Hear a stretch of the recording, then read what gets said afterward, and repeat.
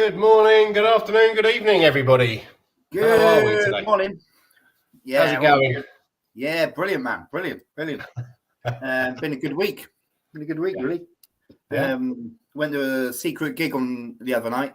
Okay. And one of the best bands around, Avalanche Party. They did a secret gig at a house. Somebody's blooming extension. It was brilliant. Okay. About at least 50 people crammed into this extension of this house and everything. It's amazing, hot and sweaty and excellent. So yeah, how are you, gents? Yeah, not too bad, mate. Not too bad. Busy week as usual, but yeah, I'm getting there. Only 3 weeks to go, come Monday, and then I shall probably be back. Well, I'm going to stay in the Netherlands for a week or so, and then I'll be back in England. And now my parents Easter, isn't it? Roughly, it's 31st is Easter. The 31st is Easter, so that probably brings it back to that, wouldn't it? Yes, yeah.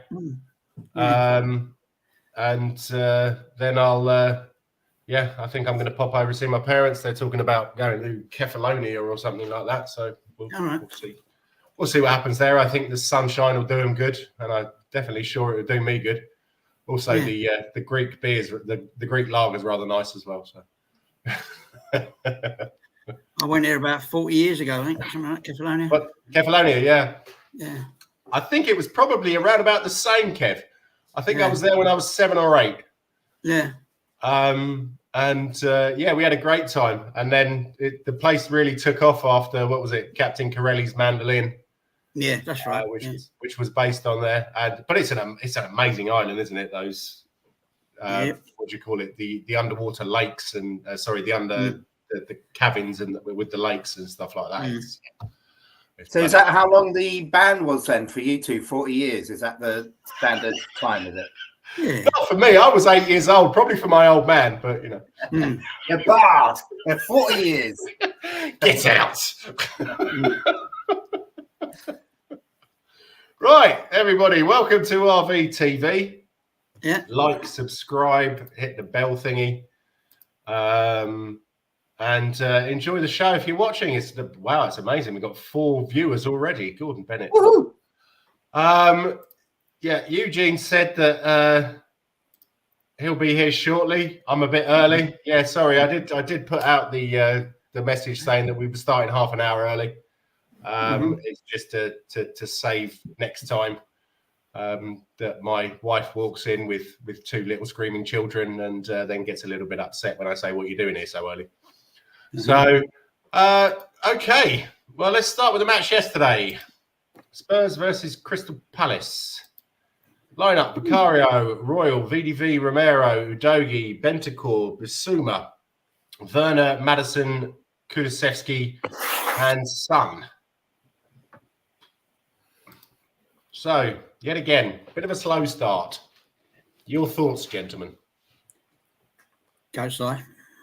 Yeah, well, it's what we've seen before, isn't it? It's that kind of like keeping possession, moving the ball around, looking for openings, you know, and a defense that's decided that they're just gonna, you know, stand solid and just park the bus from minute one, and try and catch us on the counter attack, which is what Palace are known for. But that I think for the majority of the first half, it was. The problem with that, the way we keep doing it, is it's too slow, isn't it? I think I've spoken before about the tempo being the key thing. And it wasn't until we changed the tempo that we started to see some results. But before that, the first half was just like having a look around, passing it, you know, left and then right and then right and then left, and then just looking for a way through. Didn't really look like we were going to score. It was, and I thought obviously we're still missing my favourite player, Porro. Having said that, Royale, I don't know about you guys, but I think he did a rather good job. I was going to say that. Yeah. In defence, obviously coming forward, when he came forward, it's the difference there, isn't it, between Royale and Porro? You know, it's if you've got Porro, you've got a better crossing, you've got more better passing and all that, but. Defensively, I thought he did a good job. You know, again, Porro can do it better defensively, but you know, he didn't let us down. Which I think when we saw that lineup, don't know about you, but I thought, oh, bloody hell, Royale again. Yeah. I thought he did great. Yeah. Kev? Yeah, I thought Palace have been watching all the other games they played at home in the last few weeks or the last few months. You know, it's 8 behind the ball, 10 behind the ball, tactical fouls before the halfway line.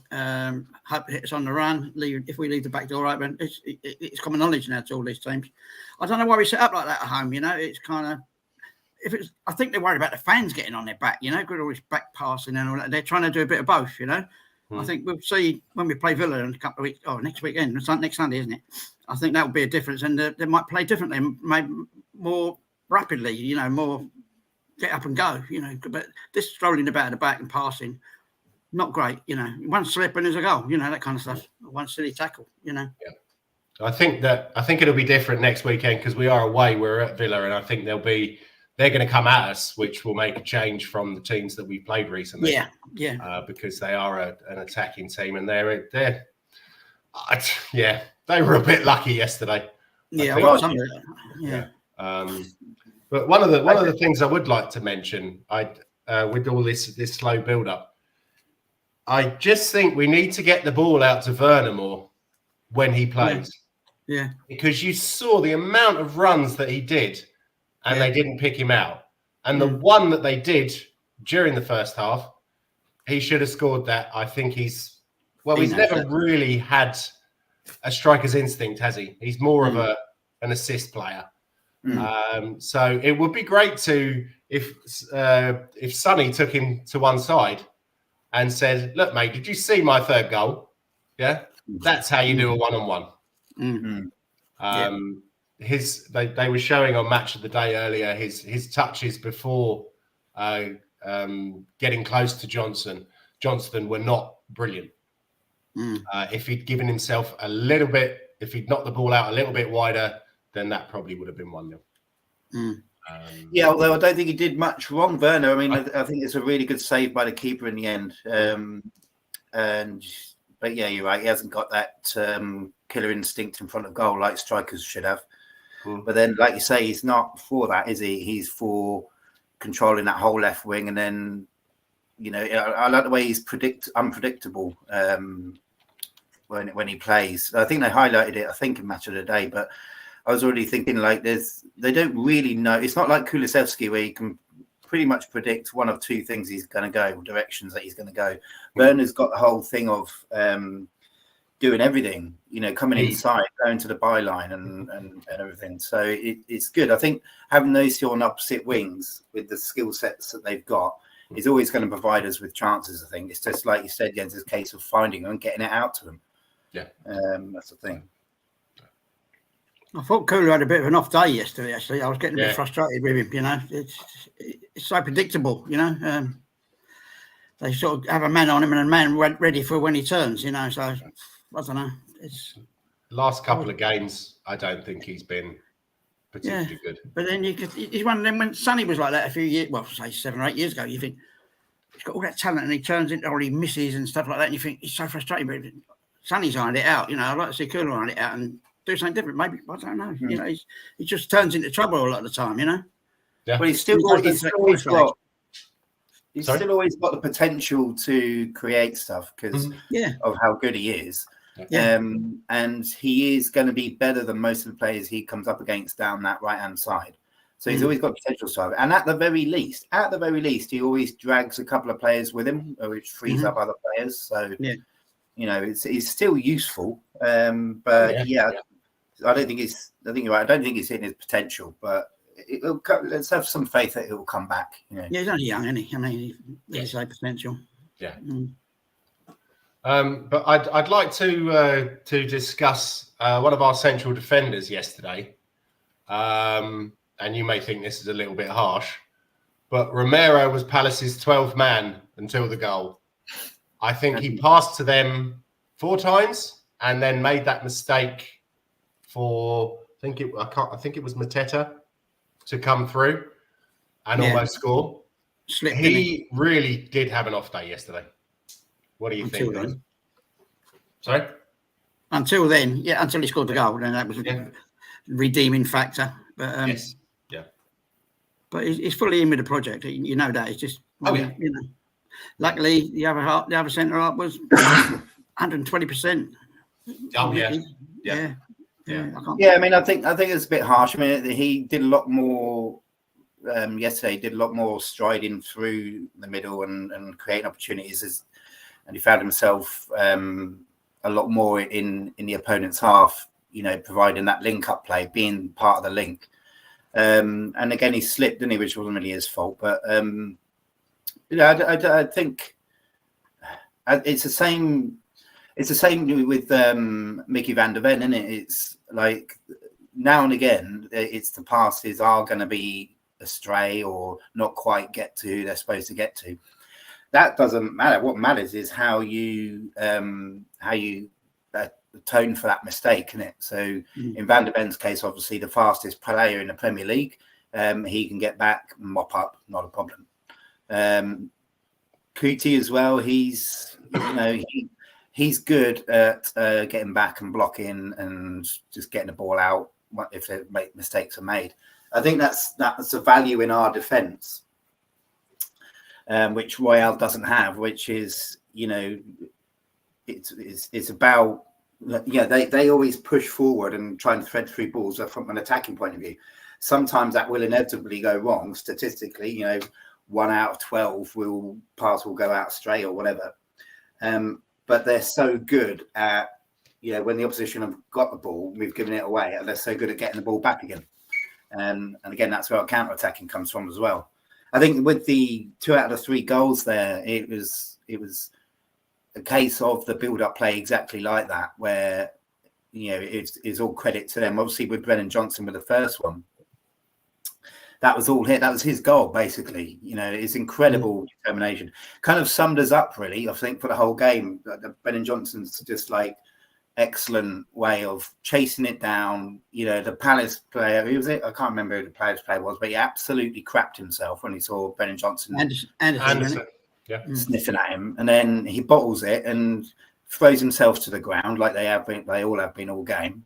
Doesn't get a free kick, and we nick it off him. And again, he goes in on a challenge and wins the ball out of that challenge and slots it through for a nice tapping. I wouldn't say he threw himself to the ground. He fell over. It definitely wasn't a dive. He fell over. That was yeah. And we're gonna talk about that in a minute. Another thing I'd like to ask: how the fuck was that not a penalty? I know, right? I mean, I don't know if VAR was saying, "Oh, wait a minute, yeah, Liverpool have got a chance we'll have a chance at the end of the game," and so we got to deny Tottenham because otherwise the Liverpool fans will start inundating us with phone calls. There'll be T-shirts, planes flying along saying "Kill all of our la," and all this crap. It's like, I think VAR made up its mind before they showed the replay from behind. That was shocking. Yeah, I mean, he stood on his foot. He stood on his foot. Exactly. Nowhere near the ball. I saw 2 or 3 of them given yesterday in the same game. I saw 2 or 3 of them given as free kicks. So why is it not a penalty? Yeah, it's mad. Just ridiculous. Recurring theme. I think I read in the newspaper that Nottingham Forest have hired Mark Clattenburg as their referee advisor or something. Seriously? Before I wasn't really sure that Forest were a bit dodgy or whatever, you know, with all this stuff that's coming up for them. They've hired Clattenburg, one of the most bent referees ever, who after giving decision after decision to Manchester United during his career, that great one where his Man United flag was flying in his face when Pedro Mendes scored that goal. Probably the linesman should have given that, and they've hired him as an advisor, and then he fucks off to Saudi Arabia. Twattenberg's he's the same on Gladiators. I don't know if you watch Gladiators. No. I can get it, but he's doing the reboot of Gladiators. He's doing that, and he's still Twattenberg on that. Like the most recent episode, right? He'll give a formal warning. He'll stand there because he loves the attention. Oh God, Yeah, of course, yeah. So he'll stand there with the microphone on, going, because it's one of the gladiators is called Viper. So Viper, this is a formal warning. You have to let go of the contender, right? Later on, different game, contender does a thing where they don't fight back on the old duel thing, right? So they just try and stand their ground. And then he just comes up to him and goes, "You're disqualified." It's like, well, what? So what happened to my formal warning then? it's just a twat bag and the stuff that he came out with.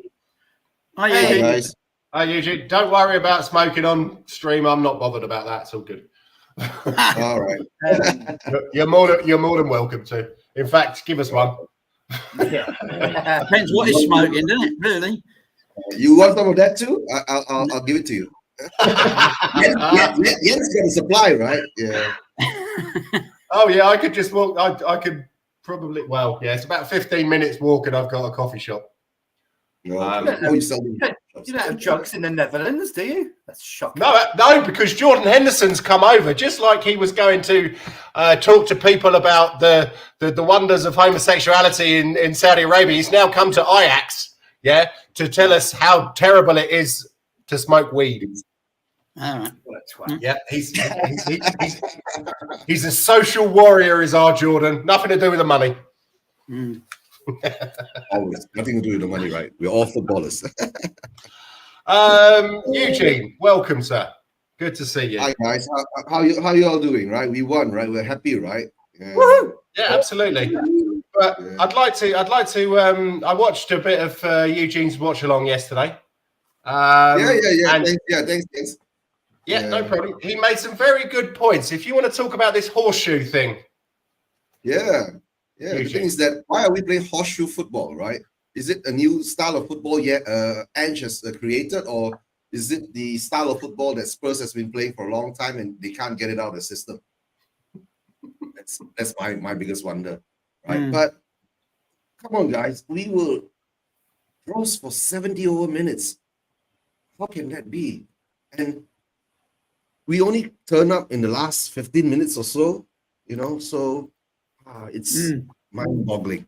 Maybe it's some kind of tactic, but come on. Palace were really weak, It showed throughout. When they made their subs, their standards dropped 3 levels. Yeah. Right? When Eze came off, they lost their outlet in that counter-attack football style they were playing. You see, so I won't say we were lucky. I mean, we were, of course, persistent, consistent, right, in playing the horseshoe football until that time when he made the changes, and when they made their changes, their standard dropped, right? So I guess if we found it that difficult to beat Palace, imagine coming up against a well-oiled machine like Aston Villa away. So that's giving me some trembles. But it is what it is. We won the game 3-1. Brennan Johnson, with his assists, he was lucky because the defense. Oh, guys, there was another thing, right? Why is our pitch so slippery? Are we playing on ice? The players were just falling off everywhere, slipping here, slipping there, right? And we are at home. We should know our football field to put on the proper cleats for our players, right? That should be our advantage and the disadvantage to the opposition. But instead, it becomes our disadvantage, right? Imagine if you're playing against a top quality football team, if we slip in the middle of the park and in the field, right? It's over. When we lose the ball while we slip, it's over.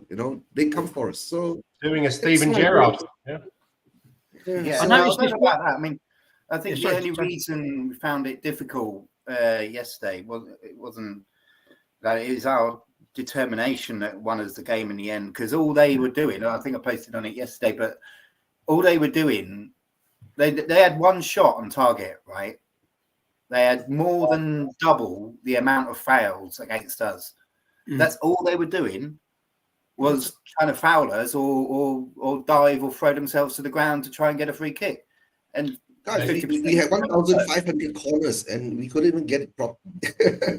We had one shot on target and one shot off target in the first half. They had 4 shots off target. But And still, they're the ones who were sitting back. Now, what does that say about our first half performance? The whole horseshoe football thing, it is a thing. But then the reason for that is to control the game. So, you know, most teams in the Premier League are going to want to score first, come at you and all that. So it's about controlling that and that taken away. You know, that the whole thing that we did in the first half, that's going to work against Aston Villa. If Aston Villa come at us, because they're going to be bricking it, because their home form recently has been a bit dodgy. So they're going to come at us, and having that kind of control, that horseshoe football, is going to benefit us. It's going to take the sting out of them completely.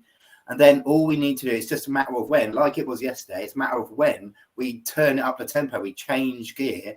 And that's when we got the 2 chances before the goals. That's when we got those 2 chances. One hit the post, and then obviously Werner threw 1-on-1 with the keeper. And it's changing the tempo, which we can do at any time. The only thing I think that we're frustrated about is it takes us so long to do it. You know, most of that first half, we didn't do it. We just kept controlling the game like that, which is, you know, it is frustrating, but it's about managing it from the point of view of not going 2-0 down after 10 minutes, you know.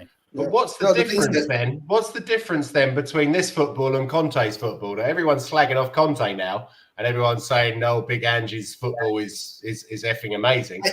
I don't think it's Big Angie's football. I think it's the way that the players that we have for Ange to utilize. We're seeing all these results, right? Remember yesterday on my live watch along, yes, I'm sure you were listening a bit, right? I was saying Conte ball was more exciting while we were defending and counter-attacking in that way. Now we have 80% of possession by being boring, you know? And when we're going to play Aston Villa, right, we ain't going to get a chance to be boring because, to tell the truth, Aston Villa ain't going to let us play that horseshoe style of football because they're going to control the ball. They want to control the ball too. And the thing is that if we play the horseshoe style football and we get pressed properly, right, we will lose the ball. And, you know, whenever we lose the ball in the middle of the park, all hell breaks loose for us.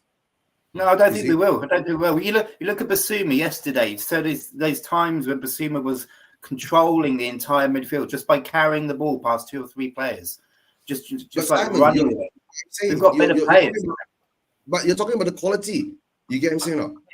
Crystal Palace didn't have the quality to give us a threat. Imagine if you are playing horseshoe football, right? With the midfield of Aston Villa, with Douglas Luiz, right? And Gang and all that, right? They press us and and then they have the speed. You get what I'm saying now? Yesterday what I saw was very funny, right? VDV and Romero became our, you know, number playing in a 10 or even a striker role. That's why Romero got his header to the goal, right? And it was Udogie guarding the back because Udogie had the speed. Remember when Emerson was guarding the back against Wolves? What happened then? Oh yeah, that's Royale, isn't it? He's the second string player. So yeah, Royale is the weak link there. But Porro's going to be back for Villa anyway. So hopefully, guys. Hopefully, Porro will be back by then, right? You know, Spurs. You know, our injuries and medical team and all that, the recovery of our players. But the thing is that Emerson was anonymous yesterday. We didn't see much of him. He actually played okay. He did very well. He played okay against an average team or even a lower standard team. He plays okay because the thing is that he wasn't challenged, right? He wasn't threatened. You get what I'm saying, right? And if he plays against Aston Villa and he will get pressed, but like we said now, hopefully Porro will be back and we will resolve that problem on the right. But the thing is that is a weird thing is why didn't Glasner, right? There was one period of time, I think, somewhere about after the 30th minute in the first half, Palace started to come out and spaces started to open and Palace started to attack us, right? We were able to get some space to run around with. And when Palace was having possession and passing the ball, right, trying to get their shot on goal or whatever, right, we were still very iffy. You know, we didn't look like, you know, commanding and strong, you know, when they started to, you know, we could get the ball back from them. But I don't know, maybe it was part of the tactic to give them the ball, right? To create space for us to run into. But and then whenever we get space to run into, we saw the quality of, you know, that one-on-one situation, which, to tell the truth, right, the contrast of Timo Werner's one-on-one and Storm's one-on-one against the keeper, that's totally different quality, right? Totally different quality. But Johnson sub-changed it all. Johnson, Well, I think it did, because, you know, without him hassling and harrying Anderson, we wouldn't have scored that goal. And then I can't remember, was it Lerner he went past as well? It was that was a nice piece of play, and that was a lovely ball on a plate for Werner. And I have to say, I'm very happy for both of them, because they've had an awful lot. Just a minute, Eugene. Yeah, they've had an awful lot of people slagging him off, and that he got the assist and that Werner scored. I think that's nice. Because they're not well beaters. We know they're not well beaters. We know they're not world class. I think people expect too much when but one of them's only been here since the start of the season, and the other one's only been here for a couple of months. So I'm definitely seeing positives. I'll give the kudos. I'll give the kudos, of course, to Johnson. Okay, of course, there was a tinge of luck in Johnson's assist. But you need luck. The defender slipped, right? The covering midfielder missed the ball, you know, and he still had the ball. I think he was surprised too, right? When was it Lerma when he came in, right? And all of a sudden the ball was still in front of him, and then he went forward and he did that pass, right? So, like I said, in this scenario, chances came, he took it. But guys, don't forget, he had a sitter, right, 6 yards in front of the penalty box, and he blasted it over the wall. I mean, even if he was blasted against the defender, I mean, not even over the wall. I mean, but that's the thing. I mean, I wouldn't say that was a sitter. It's like we said earlier. That was a difficult shot. Yeah. I've watched it 2 or 3 times now, and I don't think that was an easy. Finish. If you're Harry Kane, yeah, maybe, but now it wasn't a sitter for him. Maybe if it was a player with more quality, he would have taken one touch, took the defender out, and slotted in. Right, possibly, but I don't know. It was a bit high. It was kind of waist height, wasn't it? Yeah, and he put it up in the air. He went this way. The ball came over. It was about waist height, I think, and that's kind of difficult to finish. Anyway, it wasn't like the one against was it Brighton where it came perfect height. And he just put it in, you know. So, but yeah, I know what you mean. I get what you. Well, that's we all understand. Sorry? But we all understand we all understand the quality that we have at the moment, right? But it's good that Werner has got onto the score sheet, right? It will take a lot of pressure off him now at the moment, because he's been here for nearly 2 months, right? Moving on to his 3rd month, it will give him a little bit of confidence boost. But the only problem is that you see the type of player that we need, right, to bring us forward next season. Because at this moment in time, I keep saying, right, the last few games, this last 11 games or so, is going to be like our pre-season for Ange to actually gauge what players he's going to need, what players needs to be gone. Right? And then, of course, the showdown with our great chairman, right, to tell him that you have to sell Emerson. It doesn't matter whether it's for 5 million or 10 million pounds. Will our great chairman take it? Or he'll say, no, you have to hang on to him because, you know, I haven't got the value for him yet. Right, we'll come back to the money part again. I think it's pretty much bang on that we'll sign Werner, because he's only 15 million quid, and you know that Daniel loves a bargain. Yeah. We all know. But I wouldn't be too unhappy. The way that he played yesterday, he's one of those players that, you know, he runs at the defence, and he has a little bit of speed about him. And I think he's got a little bit more trickery than Kulusevski. Kulusevski seems to be, I wouldn't call him a one-trick pony, but he doesn't have many tricks. So he looks very 1 or 2 dimensional. Yes, you know, he can't go beyond the 3rd, 4th, and 5th dimension to create that magic, right? He did do that when he was with Conte, we did see that a bit of magic that he had, right? The intelligence and all that. But somehow or another, I'll play Ange ball now, maybe because we are just so gung-ho going forward, right? And there was honestly, more energy. Yeah. No, but He looked like he had like more I was energy. saying, we need a striker, right, who actually can use his head, right? Apart from Richarlison, we don't have anybody else, and now Richarlison's injured, right? And the thing is that we've seen this for the past 4 or 5 games. We get the ball wide, right? We bring it all the way, but we don't cross it over, right? We don't cross it over the defenders and all that. Because number one, if Son is in the middle, we know Son ain't good with his head. Son needs it waist high, on his feet, right, to do some magic. You get what I'm saying? If you put it high up, he can't do much with it. And the only person who's actually supposedly able to do that, to be good with his head, is not Richie. But we all know what Richie does. But it's not, which is why we don't do it, because Richie is not that great with his head. So we haven't really, unless it's a free kick where everybody can get in there, and you've got the likes of Romero and and everybody in there. There's some tall players in there.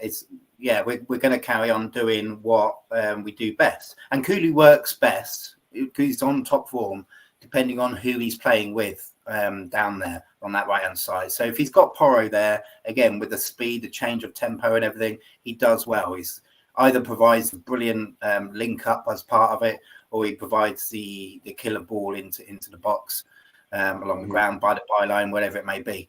Kulu does well if he's playing well with other players, if the other players are playing well, if that makes sense. I feel sorry for him, obviously, with Royale there, because Royale is not good in that final third. And Kulu's just like, well, I want to be... what am I going to do with the ball, right? I bring the ball all the way, right? And I don't have support. You get what I'm saying? That's what Decky is feeling now. If he's confident with his teammate that's supposed to support him on that wing, right? Is like Porro. Okay, I know if I bring it all the way, right? Porro is there waiting to get that ball back from me, and he'll cross it in or something, right? Yeah, you get what I'm saying? But when Decky goes all the way in, right, and he creates a space and he looks behind, there's Emerson. Yeah, that's the thing, because Kulu always drags about two players with him on average, so he needs that support there. And Porro is that ideal support, because Porro is just going to either whip the ball in straight away, have a shot which will burst the back of the net, or he'll run in with it. And he's the ideal support for him, and he's quicker. So I think the reason Kulu's still there is because he's essential when we change that tempo and we change gear. He's essential for it. Same with Werner. Although I think Werner can sometimes slow it down a bit. I noticed a couple of times when we were flying in the second half, we give it out to him and it kind of just slows down a bit because he wants to beat one or two players, and that just kind of like slows everything down. But then he'll still provide a decent service or keep the play going at least. So yeah, it's a bit of a tough one with Werner. Do you know, a bit of a quiz question for you lads? He's since the Premier League started, he's only the 4th player to score for both Chelsea and us. Do you know who the other 3 are? William Gallas.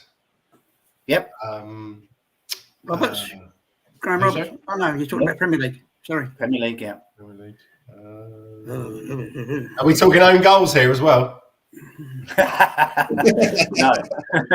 Carlo Cudicini. Nope.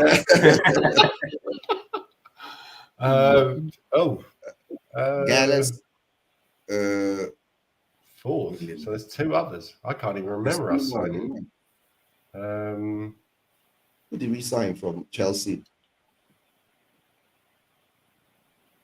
That's going all the way. Yeah. Okay. Well, we'll have a think about that, and we'll come back. I like this kind of stuff, Simon. We should do more of this.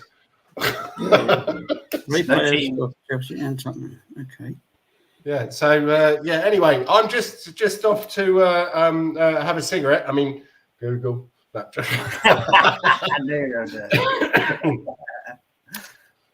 next thing I'd like to discuss is Maddison. Maddison. He hasn't exactly been himself since he's come back from injury, but that assist for Romero yesterday was beautiful. Yeah. Someone was saying, who was it? Was it Chris on your show yesterday? That the Leicester fan said this as well, that he usually took a while to come back from. I think I was the one who said it. I said this, right? The Leicester fans were saying Maddison, when he's on top of his game, right? You'll see the magic Maddison that we saw in the first 10 games that we had. But whenever he gets an injury, right, he'll take a tad bit longer to reach that level that he was having before. So now Maddison is back for about how many months now? A month or so, or 2 months? Yeah. Right. Yeah. So I mean, maybe it's good. Maddison is slowly coming back into the gears and slowly getting back to the Maddison we saw in the start of the season.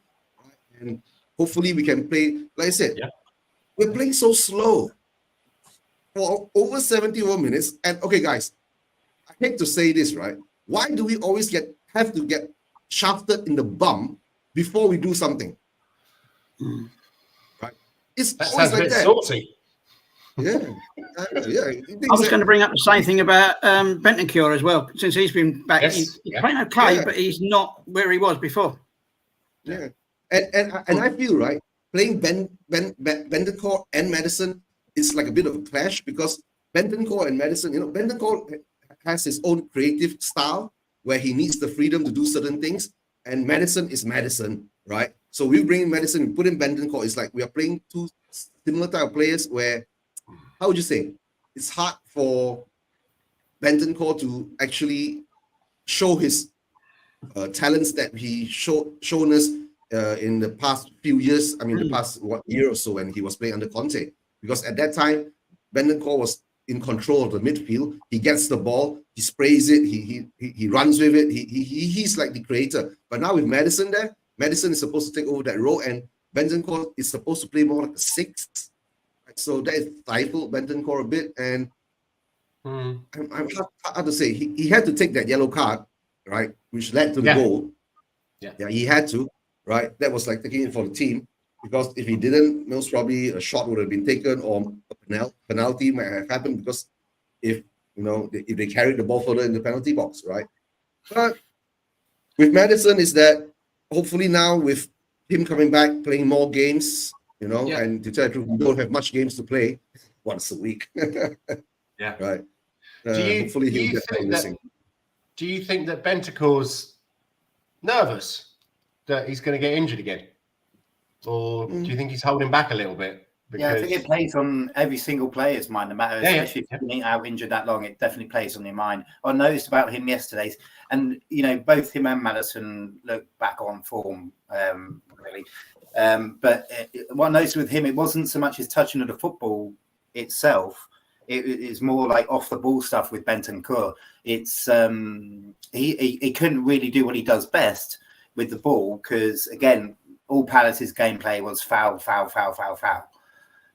16 fouls to our 7 is just insane. But what he did a lot of was vocally and organising. You saw him a lot, just pointing and shouting and organising, that kind of thing. And but Højbjerg does that. Getting a shake fight and all that. But Bentancur does it better. So it was whether he was kind of dictating that midfield. It was, it's all right playing well, having good touches and everything in the midfield, but you need someone to kind of dominate it. He's a dominating presence in that midfield, which is what we need. It's the only good thing, I suppose, about Højbjerg is the that kind of presence he has. And like you said, Jens, he does a similar thing to Bentancur, but Bentancur's obviously got the skill. I wouldn't say that's the only good thing. I was watching a few highlights the other day, and Højbjerg was pretty decent in Conte's lineup, but I'm not sure that he's going to be so good. At this moment in time, right, what I see Højbjerg is doing, right, he's making a lot of mistakes. He gives the ball away too many times for me nowadays. Right? When he was playing in the Conte setup, he wasn't making those mistakes at all. So it's so funny when a player playing with a manager like Conte don't make this kind of mistakes, and when he ends up with Ange and he starts making mistakes, giving the ball away, passing the ball directly to the opposition, right? Yesterday I saw him, I think it was in the 90th over minute, we had the ball in midfield, and he just passes it straight to the Crystal Palace player. And then he gets angry, and then he runs after him and charges against him again, the guy who's got the ball. So why are you making mistakes like that now? Right? That could be loss of concentration, focus, or maybe the heart isn't there to actually, do his job properly. What were you going to say, Kev? Sorry, I thought you said something there. Sorry, Yeah, Gus Poyet. That's Ida Goodjohnson. Well done, lads. But that was only because LJ messaged me them. So No, I got it off the top of my head, mate. Yeah. oh, did you? No. Yeah. I didn't think you get the Poyet one without cheating. Well, that's the thing. I've been watching a load of Tottenham memories on Twitter, and Gus Poyet seems to be the only player who was scoring for us at a certain point in the 90s. It seemed every single game he was scoring, and I don't remember him as being a particularly good player. He was coming towards the end of his career. He was great at Chelsea, but Bennett, did he score a lot of goals for us for a midfielder? He was okay. Yeah, he was okay, right?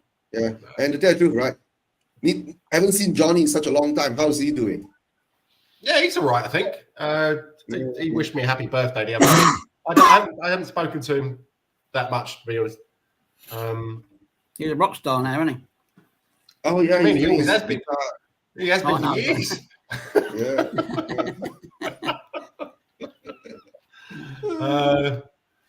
Okay, right. Let's come on to man of the match. Kev, what do you think? Mickey, without that. That's for me. Mickey Simon? I say next is joy to watch. But... Oh yeah. I'm going to say Werner, just because, and again, I think they touched on match of the day. I was really impressed with his attitude. Yes, he missed that one-on-one or failed to score that one-on-one with a keeper. Most players' heads would go down, I think. But again, especially because you're not like an out-and-out striker. But he kept going. He kept those runs even more than before. He kept giving it 100%, and it paid off in the end. And it wasn't just a case of him, having a tap in. That the run that he did for that tap in was beautifully timed, and it's got to be. I don't know if that was me. I don't know if I'd be able to cope after missing a one-on-one with a keeper in front of the Spurs fans at home. It'd just be like, no, you just want to come off straight away, wouldn't you?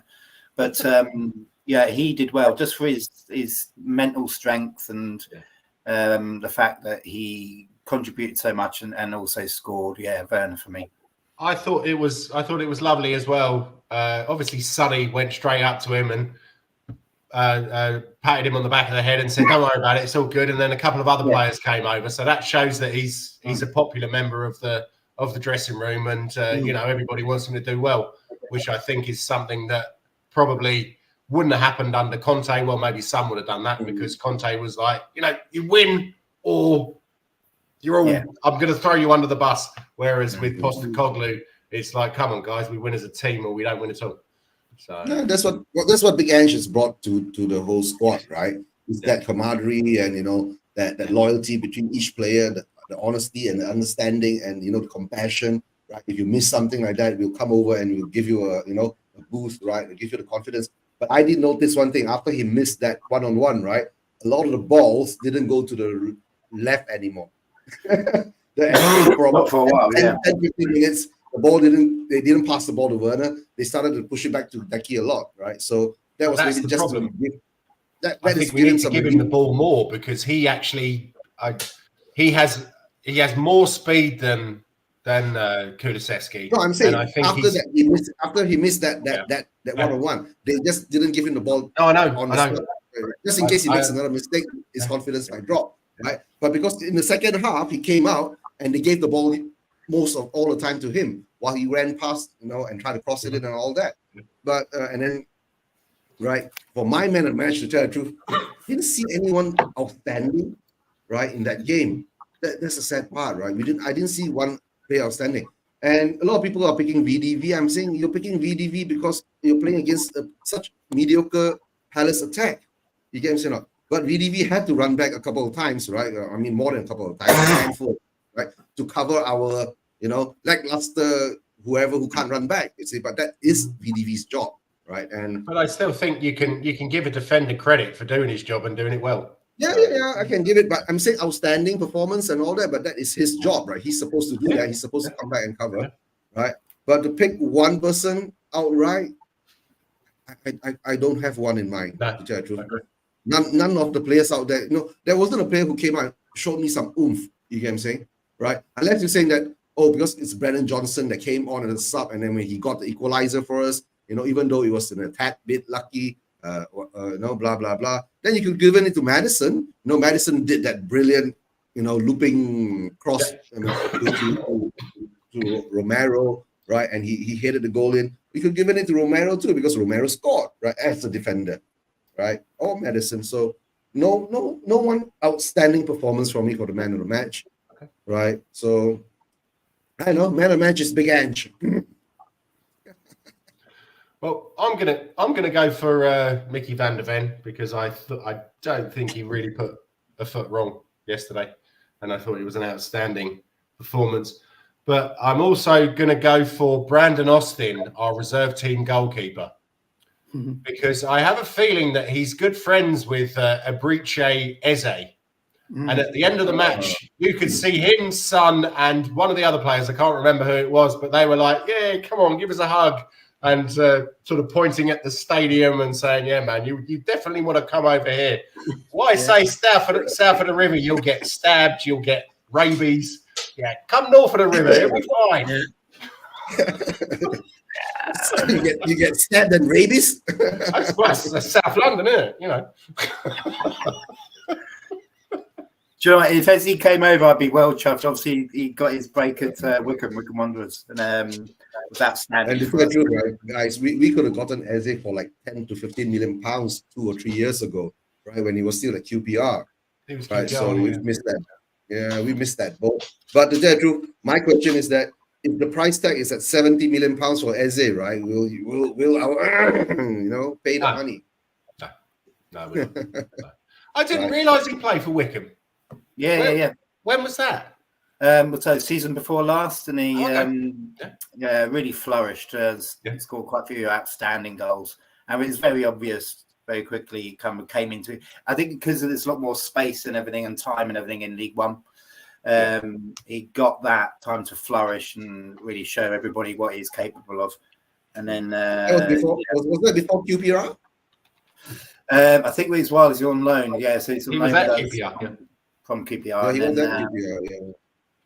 Yeah. I think he played about 6 months very well for QPR, and then all of a sudden, he was gone in summer. QPR, Palace were clever, and I think he wanted to stay in London, and we probably should have signed him, but then again, who did we have at the time? One of the dinosaurs who only wanted to sign £50 million players rather than invest in a little bit of youth, but anyway. That's the worry, though. We've got so many players backed up that are going to be in and around the squad next year, like this Ragval, what his name is, and Bergval, we got Lees, Bergval. Who else do we have? Right. At the moment, I'm going to throw in Dragusin in there too. Right. Why did we buy Dragusin and not use him? I can't wait to see him, but he's just not getting a look in, is he? Yeah. And when he does, all he does is like push people over and drag them back. And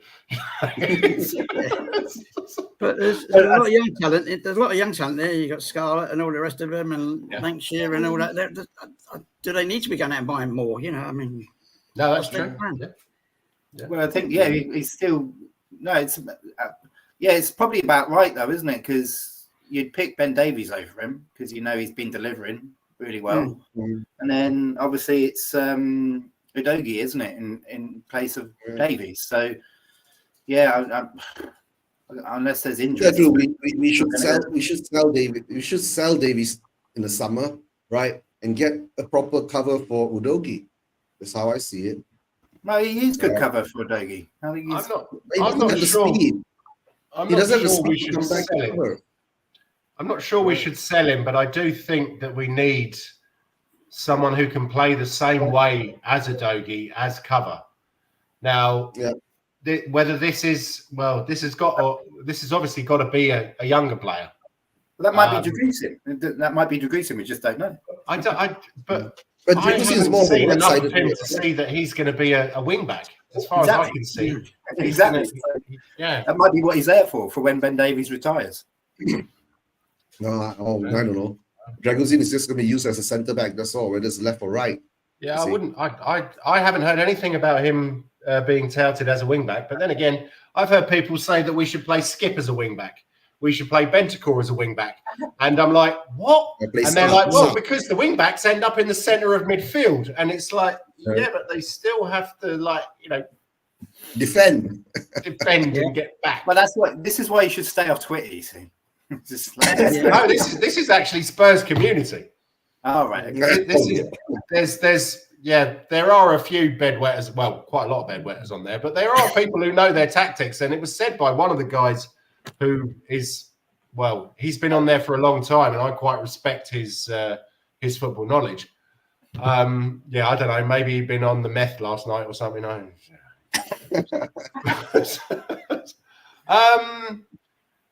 a story about this chap coming back.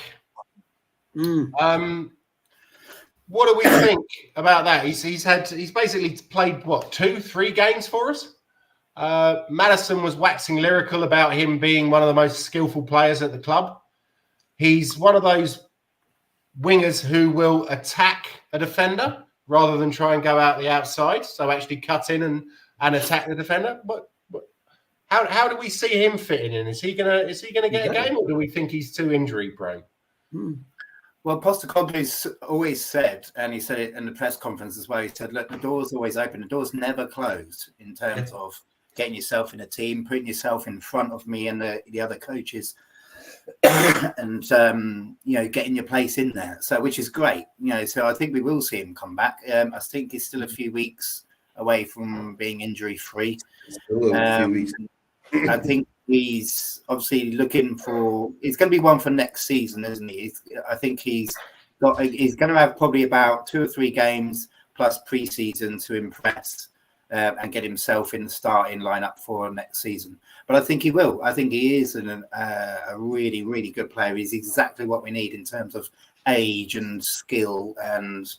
Again, adding to the whole Postecoglou, the Biganj thing of unpredictability, our goals can come from anywhere. You ain't got a clue where it's going to come from. And he gives us that as well. He gives us another arm, if you like, in this. I would say that. No, it's correct, Simon, right? With Solomon coming back, right? He does give us that different dimension, right?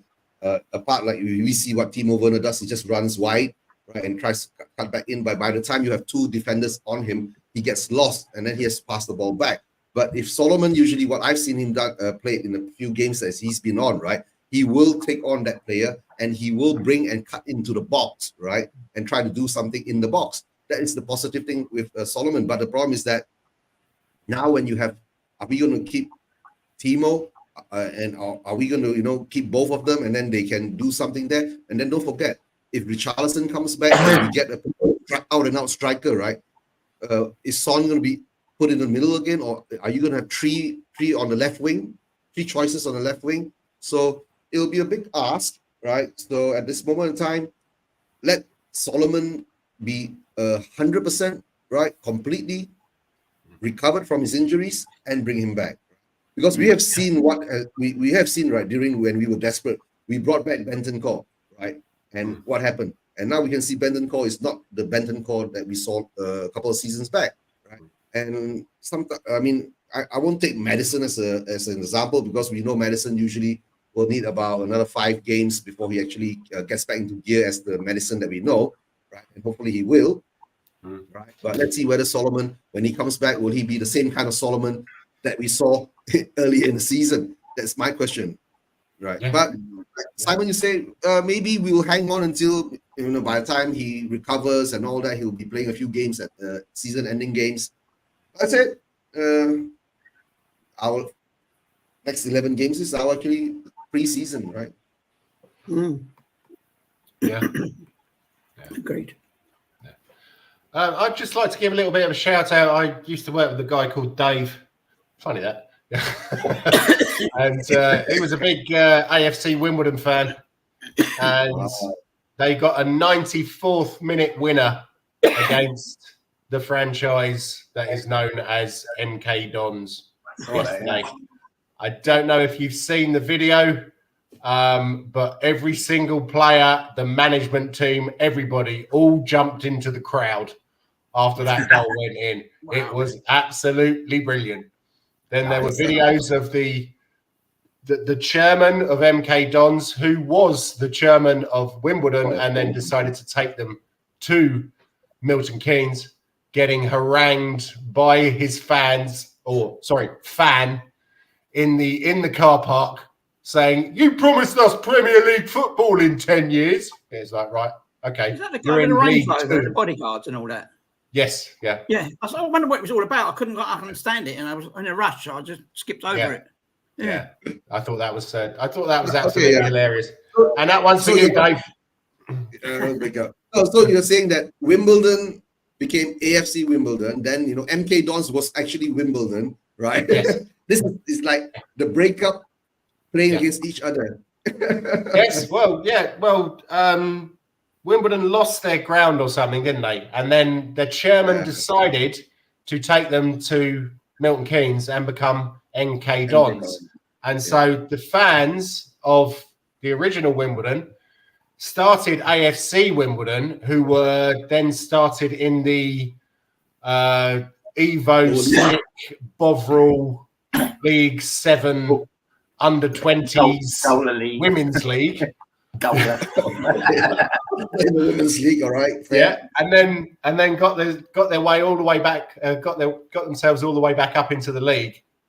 And this isn't the first time they've met. And MK Dons have usually defeated them most of the time, but yesterday was a little bit special. And I can always remember that. Was it League Cup semi-final against them? Yeah. That was that wasn't really football, was it? It was more like John Fashanu and Vinnie Jones throwing their elbows. Yeah, I remember. Yeah, that wasn't football. That was rugby. The good thing about MK Dons as well is that they have this like really, really nice stadium, but it's always empty. Oh, really? It's supposed to seat like however many thousand, and it looks smart and everything, but they only average about 3,000. So, and you were talking about Vinnie Jones, right? Yes. I mean, I would like to see a Vinnie Jones kind of defender, right, in the Premier League now. And if we don't see. Okay, sorry to say this. 5 minutes. Exactly. No. Wait. We'd be on the bench most of the season. Yes. Remember in the 80s. 70s, 80s, and 90s, right, before Premier League. I mean, even slightly into the Premier League era, right? We always see blood. We don't see blood nowadays. The bandage around the head. That's because Kev doesn't go to games anymore. Right. Only little. Remember the days when we used to, when the defenders and the strikers, they jump up, they hit each other in the head, and blood spills. It's like, the horror movie is all over the place. Yeah. And then they get bound up, right? And they run back on the field and they start playing again. Nowadays, okay, concussion, go sit down. There's no blood. And it's like, I worry about you, Eugene. I really do. I really worry about you.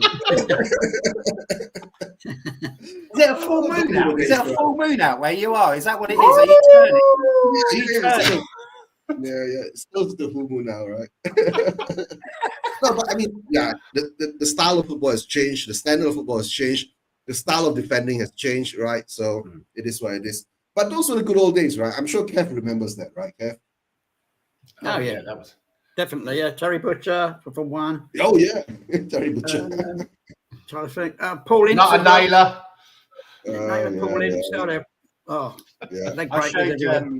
I showed my wife the highlights of the Chelsea Leeds 1970 Cup final.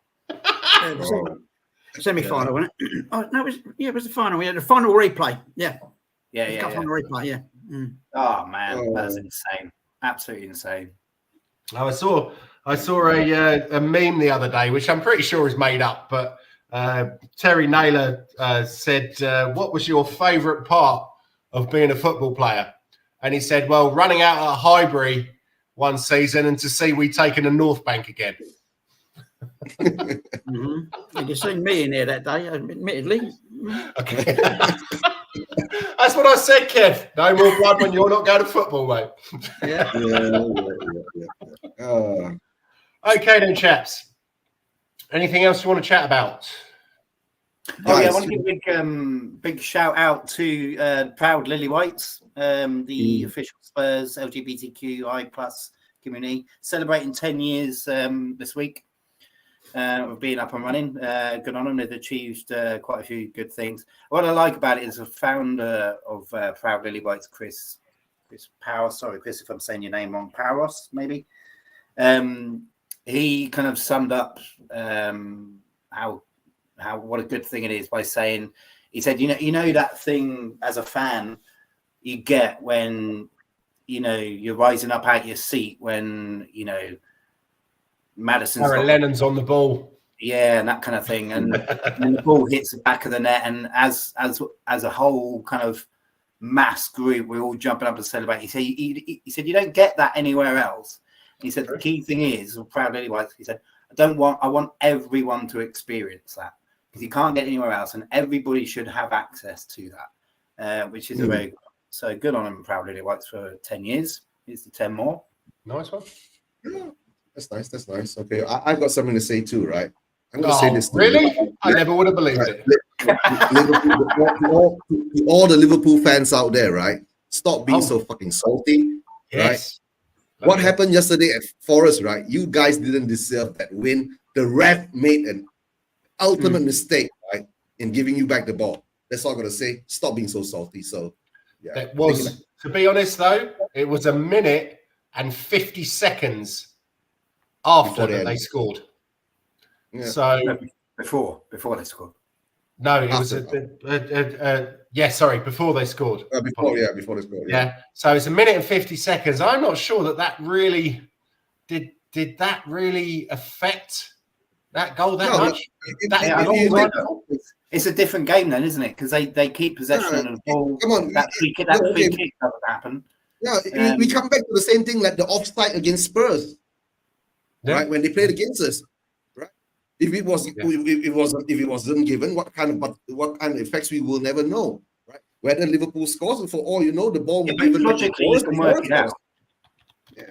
Logically, you can say it is a different game. The referee doesn't. Logically, it's a different game because if the referee gives the ball back, I've been saying about referees for ages. They're so crap, and yet they're not accountable to anybody. They're starting now, especially at this time of the season, to affect the whole club and their financial and stay in the Premier League or not. Yeah. It's ridiculous. Forest is going to write to the PGMOL, right? And this is going to be a rematch. Remember? Rematch. Well, absolutely, rematch. Yeah, they wanted a rematch, so get it back to a rematch. So that's got me thinking about something, actually. So I'd like to ask one more question before we toddle on our ways. What's the worst decision you've ever seen by a ref? Oh, blimey. We haven't got long enough, have we? You mean in the modern era or the throughout? Anytime at all. Pedro Mendes, go. Yeah. We have a winner! We have a winner. The Manchester United game? Yeah. Was it Manchester United? Mm-hmm. Yeah. Roy Carroll, cheating fucker. Yeah. Refresh my memory. What are we talking about? Pedro Mendes hit the ball from the halfway line. Roy Carroll, who was in the Man United goal, spilled the ball. It went about a metre over the line, and then he palmed it out. Mark Clattenburg was the referee at the time. I don't know who the linesman was. And they didn't give a goal. And Carroll just went, he was looking like this, and it's like, am I thinking too much that there should have been a little bit of sportsmanship from the goalkeeper? Yeah, probably I am. Because it was Alex Ferguson, wasn't it? So, but also, if you were in that goal, what would you have done? I probably would have gone to the pub. VAR, I know that. Yeah, wait! You've gone to the coffee shop, not the pub. I don't smoke that stuff, man. I just I'm more of a drinker. So, All right. so Eugene, do you have anything different, Simon? No, I agree. I agree with and not say that, right? What about the one that happened with England? I remember. Yeah. Was it a World Cup? Lampard against Germany. Lampard goal. Yeah. Against Germany. Yeah, it was the same scenario too, right? The ball That crosses the line. wasn't too long ago, though, was it? I thought we had goal line technology by then. No. That was before. Oh, okay. Wow. No, Quite I a while think ago. goal line technology came in after that. Yeah. I think something needs to be done. I think we need to do something, because again, the decisions that they make, because they're crap at their job, and then they have all this protection. Even Twattenberg tried to speak to the referee at the Nottingham Forest game, wasn't allowed in to speak to him, and that's the Lord Almighty Twattenberg. So, it's ridiculous how much protection. I'm not saying we should go after referees and target them and all that kind of stuff, but they should be accountable for their decisions. If they're shit at their job, fuck off. Do you know what I mean? Like, same as anybody else. If you're that bad at your job, you stop doing the job. Simple as that. Can I throw in a second one? Just as the Champions League Cup final. Yes. Yeah. 26 seconds or something. Yeah. Or the handball. The handball, but I'd also like to say the handball against Lucas Moura. I can't remember what game it was, but he was like lying on the floor, and they kicked the ball against his hand, and then it bounced out to one of our players. What can you say? Who was the referee in that game? I don't dwell on other teams' injustices. Who was the referee in that Champions League final? Anyone know? Man. No idea. I've never gone back David Dean. Yeah, I've never gone back to it. To be honest, I've never watched the replay of it. I cancelled it. It's not in my life. Yeah. Did you actually go in thinking that we were going to win that? Yeah. You did. Yeah, no, I knew from the beginning we weren't going to win that. I didn't know. In the Champions League final, right, guys? Yeah. The Champions League final. When I saw the lineup, right? When I saw Harry Kane there, right? I was saying, "Oh fuck, it's over." Right. Yeah, that is the one. Yeah. To tell you, come on, Yeah, because Harry Kane didn't play in the last 3 games or 4 games, right? If I'm not mistaken, he was injured. Yeah, exactly. Yeah. And Lucas Moura was and Moura was Son and Moura was carrying the squad. Right? Yeah. And when you do something like that, and let's blame it on you know who. Okay, one last thing. Go on in. What? When Agent Pochettino returned to base, he's doing a brilliant job at Chelsea. Oh yeah. I feel for him. Really, he looks ill lately, don't you think? He looks ill. I think you would do as well if you had to work under that hierarchy. Just seems Baholi. Oh yeah, Bowley or whatever his name is. Baholi. Now, and guys, also, he's been given a £1 billion squad, right? And losing to a bunch of kids from Liverpool, right? Yeah, he's got kicked in his nuts. That's all I can say. I think again that is a massive press falsehood. If you look at their starting lineup, there was 1 kid in there, and then they brought 3 on in the last 20 minutes or something. I don't think that's. It's just like Arsenal were, oh my God, look at this young squad. And we had a younger squad at the time. But it's always... Chelsea's average age was quite young as well. So, but Jens, you're talking, right? They were still 0-0 in the last 20 minutes. You guys say no? Yeah. Right. And if you were, the £1 billion squad, right? I'm sure you could have done something in the last 20 minutes against a bunch of youngsters. I think Poch should do just similar to what you put there. Yes, I think he should do a reset. I think he should start again. What made him good? Again, he started at Southampton. I think he should redo that. I think he should start. No, he started out at Espanyol, didn't he? At the bottom as such, but at a team that is not got all these issues. And on bucket loads of money, and then just start again and rebuild. Like what Nuno is doing now, right, with Forest, Yeah. That's what we should do, right? Instead of trying to clamor for all those big names, and every time he clamors for a big name, he fails. Exactly. Right? He needs to go back down. Maybe he should take over an Everton or a Crystal Palace. Or right? It's not going to happen. Not going to happen at Chelsea, is it? Because Bowley still thinks he's playing Football Manager. So, oh my God, look at that guy! Yeah, we'll have him. Did you see Rooney on the BBC the other day? No. I was watching the FA Cup game, and he's so thirsty for attention. It's unreal. So despite being a crap manager at Derby, and then failing at DC United, and then failing at Birmingham, they asked him, because he did the punditry in the studio at half time. So Gary Lineker says to him, "Do you still want to do management?" He's like, yeah, like, you know, I'd really like to keep my hand in, you know, I've learned from my mistakes and all that. I was like, wow. I was like, this is going to be one of those hilarious things where he just keeps going and just never learns that, maybe this isn't the job for me. But he never learns because he's too thick. No, Simon, club to club. I just feel right? Yeah. I mean, why isn't he just going down to like what he should do is like League One, League Two, starting off there like everybody else, and then doing that? But he openly admitted, "Oh yeah, Everton or Man United, that's the aim of the day, and at the end of the day, you know." Like, no, what are you talking about?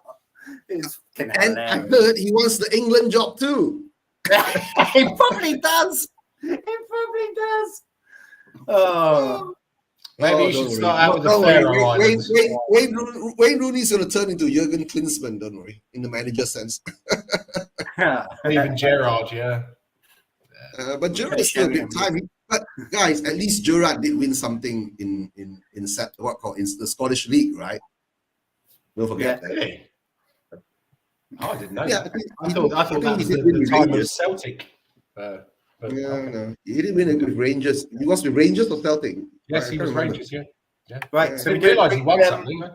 Quick predictions, score predictions for next Sunday. Sorry. Score predictions for next. Villa. Is it at their place? Is it there? Yes. 2-1 Villa. I don't know if you heard me there. So 1 o'clock kickoff on next Sunday. Oh, is it? Okay. It's a 1 o'clock kickoff next Sunday. 3-1 Spurs. Okay. 2-1 Villa from me. I'll be going 3-0 Villa. Simon? 7-0 Spurs. Yeah. No, I'm going to go 4-2 Spurs. I think it's going to be one of the best games of the season. And for all the different reasons off the pitch, you know, about what it means and what the result means and all that. So I think we're going to have a banging game. Porro's going to be back, having a game of his life. Did you see him on the bench? By the way, he's itching to get on. Like he's like, and how classy did he look and all that Louis Vuitton stuff? But he's about as involved in the game as he can be without putting a shirt on. Do you know what I mean? You know what I'm saying? Get their chicken off! Get that chicken off! But yeah, 4-2, I think, and then we'll cement our Champions League spot. I think from there on. Well, that'd be nice because we'll still be 2 points behind them, won't we? Yeah, we'll still with the game in hand, but unfortunately, that's Chelsea. And maybe against Poch. Yeah. But guys, to tell the truth, right? When we lost against Villa at home, right, I felt that we didn't play too bad that game, you know. But somehow, we just lost. You know, Villa were just better than us. So Villa remind me a little bit of Leicester during their Champions winning season. Honestly, right, Emery's looking a very good kind of prospect at the moment. He's a good manager. Good evening. Don't listen to the Gooners. He's a good manager. Yeah, he's got that good combination of players that have been there for a long time that are top quality, like McGinn, as well as new players that are got something to prove. So he's got the best combination of both worlds there. So it's ideal for him. But we have to remember that there's a big possibility that they'll have Longley and Chambers as their centre backs. So there's always a mistake between those two players. I think they've got some injuries. So, yeah, maybe I'm going to change it to 7-0 Spurs. That's more like it. Okay. I'm gonna change it to I'm gonna change it to right. We're gonna lose 3-2. Sake. We're breaking him down. We're breaking him down. Bit by bit. Okay, then, guys. Anyone got any plugs they want to do? Not me. Nope. Apart from obviously Spurs women today. What time? North London derby. Oh, it's tomorrow, isn't it? What's it today? 12:30 kick-off today, isn't it? I don't know. Was it? Right, that means And 9 minutes time. Oh, yes. Yep. Sorry. Yep. And it's on W Spurs Sport. Yeah, sorry. I don't have that. But, and it should be a great game. Obviously, we beat them 1-0 against the odds last time with an amazing team goal, and then beat them 1-0. So yeah, we're going to try and go do the same at their place. So Okay. Good. Oh, we're playing. And We're playing at their place, but it's not. We're not going to play in the Emirates, right? So the women's side they usually play in a different. no, I stadium. think I don't know where they have their training ground, but I'm not sure. But okay, guys. They're not usually in with the Scottish football. Hearts 0, Celtic 0, but Celtic have missed the penalty and had a player sent off. And Celtic's supposed to win to catch up, to beat Rangers to the top, right? So it is what it is. Welcome back, Brendan Rodgers. Brendan Rodgers, yeah. Brendan Rodgers, yeah. Welcome back to Celtic, right? Guys, Spurs TV. Next week, most probably, I'll be doing a review of the game, and let's see how that goes. And I don't know if Jens, you're free, you're not working. What time? It's usually around 12 p.m., 1 p.m. UK time. Which day? I'm not sure. It's either Wednesday or Thursday. Yeah, unfortunately, I'm at work, but I will. Yeah, well, You're at work. Yes, you're at work. That's good. Yeah. Well, so I've only got 3 weeks to go, and then I'm. That game you're talking about is at not Highbury. It's at the Emirates, and apparently it's sold out. But I can't think they're opening up the whole ground. I think they're only at the lower tiers or something. No. Yeah, I can't see 60,000. Also, they're playing at Emirates. Okay, so yeah, it's sold out. I should imagine you've got the lower tiers sold or something. Yeah, okay, yeah. I think they do that at Spurs as well, don't they? Yeah, maybe they do the lower tiers. Yeah. So okay, Simon, Kev, anything else? Nope. No, I'm all good.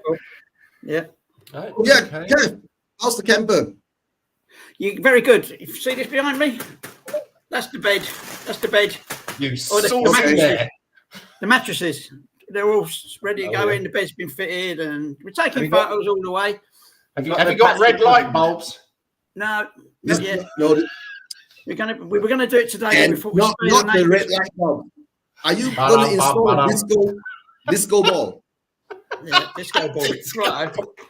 We're giving the neighbours a rest today because we were going to cut out the holes in the roof and in the sides for the windows and the vents and everything and the hookup and all that. But we thought, no, it's Sunday, so. Yeah. Oh, that's all right. Our neighbours started drilling at 10 o'clock this morning. Brilliant. No, they've been doing it for I don't know how long. And I hope you're listening. What kind of drilling? Wall drilling. Wall drilling. Okay, then, chaps. I don't know if you want to hang around for a chat afterwards, but we're going to close down now. Come on, you Spurs. And have a good week, everybody. Hit the like button. Hit the like button. Subscribe button. And as always, leave you out. Come on, you Spurs.